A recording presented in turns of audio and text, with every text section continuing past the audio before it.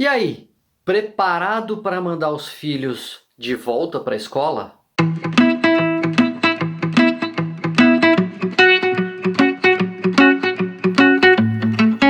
Essa é a pergunta do milhão agora, né? Essa é a pergunta que não quer calar. Será que nós podemos ou devemos mandar os nossos filhos para a escola agora? Será que é um bom momento para escolas serem abertas? Será que devia? Será que não devia? Quais são as vantagens de abrir? Quais são as desvantagens de abrir? Um monte de pergunta fica na nossa cabeça nesse momento em que a gente está decidindo se vai ou não abrir as escolas, quando vai, como vai abrir as escolas. É importante a gente colocar claro o que a gente sabe e o que a gente não sabe sobre esse momento.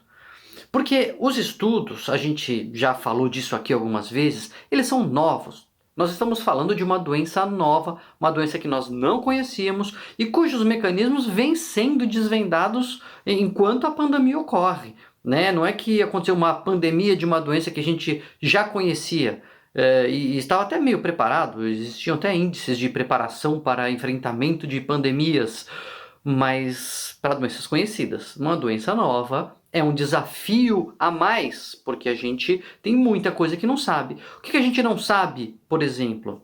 A gente não sabe exatamente como que essa infecção funciona com as crianças.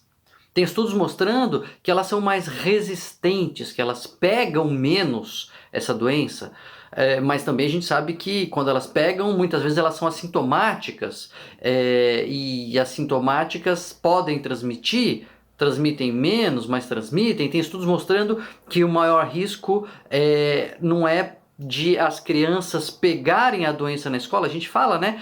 Uma criança, elas ficam lá brincando, elas se tocam, etc. Elas vão voltar contaminadas. Tem estudo que coloca isso em xeque e fala, não, peraí, o maior risco é de as crianças levarem a doença para os professores. E então os professores que são adultos não têm a mesma resistência com elas, e aí eles voltam para a comunidade, vão para suas casas, vão para os seus bairros, e isso pode aumentar o risco de disseminação da doença, enfim. Dos países que voltaram à escola, alguns mostraram um aumento no número de infecções, alguns não mostraram esse aumento, alguns não mediram isso ainda, enfim, é aquilo que a gente fala, né? Nós estamos numa pandemia de uma doença nova e aprendendo com ela, aprendendo conforme as coisas acontecem. Então qual é o risco de abrir as escolas? É isso, né? Talvez isso vá aumentar o número de infecção, isso vai tornar de novo a doença mais fora de controle, mais gente vai se infectar e mais gente vai morrer e de novo vai pressionar o sistema de saúde. Esse é um risco que a gente enfrenta. A gente não sabe exatamente como é que isso vai acontecer, mas é um risco.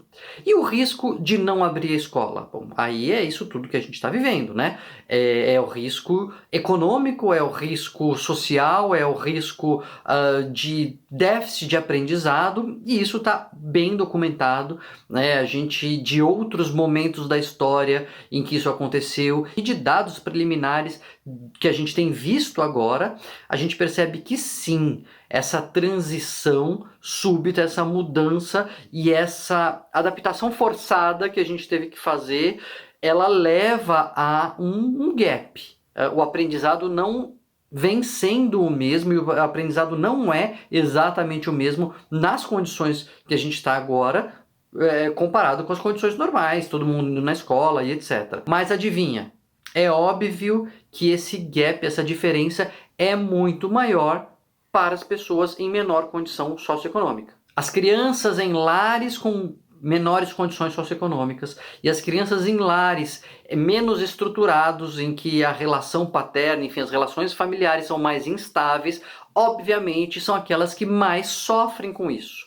Quando a casa é estruturada, quando a coisa roda mais lisa, quando tem capacidade de comprar um computador, de ter internet, enfim, quando tem mais estrutura, você consegue minimizar essa diferença. Então, obviamente, manter as escolas aumenta o gap educacional entre ricos e pobres, entre pessoas de classes sociais diferentes.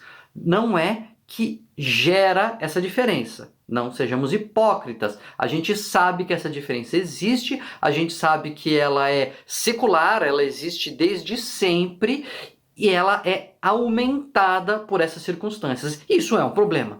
Você pegar uma coisa que já é desigual e tornar ela ainda mais desigual, é óbvio que é um problema para a sociedade como um todo. Tem também um problema que é bastante falado e bastante discutido, que é da insegurança alimentar. A gente sabe que, dependendo do nível socioeconômico, do poder aquisitivo da família, a refeição feita na escola é fundamental para a criança, porque se ela não comer direito ali na escola, em casa a segurança alimentar dela é pior, ela tem menos aporte nutricional. Então, isso faz diferença, de novo, maior para as pessoas com menor poder aquisitivo. E um outro impacto que vem sendo falado e que é real, tem um estudo, vou deixar a referência aqui, um estudo coreano que fez uma revisão aí dos impactos do fechamento das escolas na sociedade, é o impacto socioeconômico na família. Porque muitos pais não conseguem trabalhar ou trabalham menos, diminuem a sua produtividade ou às vezes precisam até abandonar o emprego porque não tem com quem deixar a criança e etc. E uma estimativa que está nesse artigo aí que eu cito, ele fala em 3 meses de fechamento de escolas, praticamente 100%, 94% das famílias com baixa renda vão sofrer impactos financeiros significativos. Com 3 meses de fechamento de escola, até 2/3 das casas, mesmo com maior poder aquisitivo, sofrem impactos financeiros significativos. Então, realmente é algo preocupante, é algo que a gente tem que pensar. Mas uma coisa que me motivou a fazer esse vídeo é ouvir falar que isso pode ser muito perigoso para a saúde mental das crianças, que as crianças vão adoecer, que as crianças vão entrar em depressão, que vai aumentar o índice de suicídio, etc. Tudo isso é chute. É chute. A gente tem que colocar as discussões no que a gente sabe, a gente tem que colocar os argumentos verdadeiros e conhecidos. A gente sabe que tem um impacto econômico fechar a escola, a gente sabe que tem um risco de aumento da transmissão abrir a escola, mas a gente não sabe o tamanho do risco para a saúde mental das crianças deixar as escolas fechadas. Então, a gente precisa decidir com outras bases. É bom para as crianças estarem em casa e não estarem frequentando a escola? É bom para a saúde emocional delas? Provavelmente não. Provavelmente é melhor realmente elas estarem na escola, com os amigos, com a vida normal.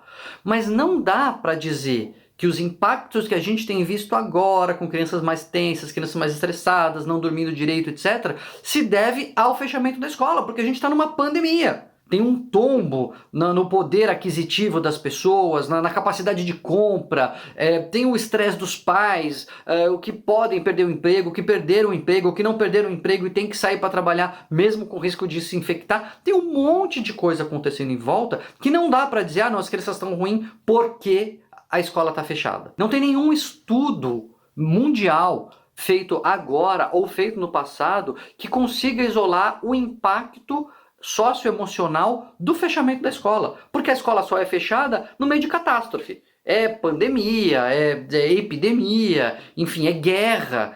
E como é que você vai isolar? Não, as crianças ficaram assim porque a escola estava fechada. Se a escola estivesse aberta, no meio da guerra, elas não teriam sofrido emocionalmente? Não dá para dizer. Então, eu não estou afirmando que é indiferente à saúde emocional das crianças as escolas estarem abertas ou as escolas estarem fechadas. Eu até imagino que seja melhor para a saúde emocional das crianças funcionar com a escola aberta e voltar tudo ao normal. Só que não dá para afirmar que manter a escola fechada vai deixar as crianças em depressão. Como não dá para afirmar que abrir as escolas vai prevenir depressão nessas crianças. Até porque a escola estará absolutamente diferente. Vai ter brincadeira no pátio, vai ter distanciamento, vai ter aquelas bolhas de convívio, enfim, vai ser tudo diferente. Quem garante que isso não pode ser até mais estressante para algumas crianças? Lógico, ficar fora da escola traz um monte de outros riscos também. Tem criança que sofre abuso dentro de casa e quando vai para a escola fica menos exposta a isso. Tem a alimentação, que a gente já falou, enfim. Tem afeto, que criança que só recebe afeto de professor. Tem um monte de coisa. O que não tem é dado científico mostrando que voltar ou não voltar para a escola vai fazer mais crianças ficarem mais deprimidas ou mais ansiosas ou menos. Isso não tem. A gente precisa discutir? A gente precisa. É uma dúvida? É uma dúvida tremenda. Tem ganhos e perdas nas duas situações? Tem riscos de abrir, tem risco de não abrir, tem vantagens de abrir a escola, tem vantagens de não abrir a escola, tem de tudo. Só que a gente precisa manter a discussão nos limites dos dados que a gente tem do nosso conhecimento. Se não, sabe o que acontece? Vira chute. Ah, eu acho que pode ser e etc. E quando acenam com a carta da saúde mental, né? Quando sacam da manga a carta da saúde mental para fazer um argumento de um lado ou de outro, a gente tem... Aí é meu papel falar, não, pera um pouquinho. Vamos lá. O que a gente sabe? Você acha que vai piorar? Tá bom, achar, qualquer um acha o que quiser. Mas onde está a prova de que isso vai ser bom ou de que isso vai ser ruim? A gente não tem. Então a gente vai precisar decidir se a gente abre ou não a escola com outras bases, baseado em epidemiologia da infecção, baseado no impacto econômico, baseado no que a gente sabe e não no que a gente acha. Quando sacam da manga a carta da saúde mental, quando começam a acenar com os riscos para a saúde mental de uma maneira leviana, de uma maneira não comprovada, é hora da gente entrar em cena e falar, opa, pera um pouquinho, vamos estudar. E nas revisões de literatura não tem estudos mostrando o impacto isolado na saúde mental do fechamento das escolas.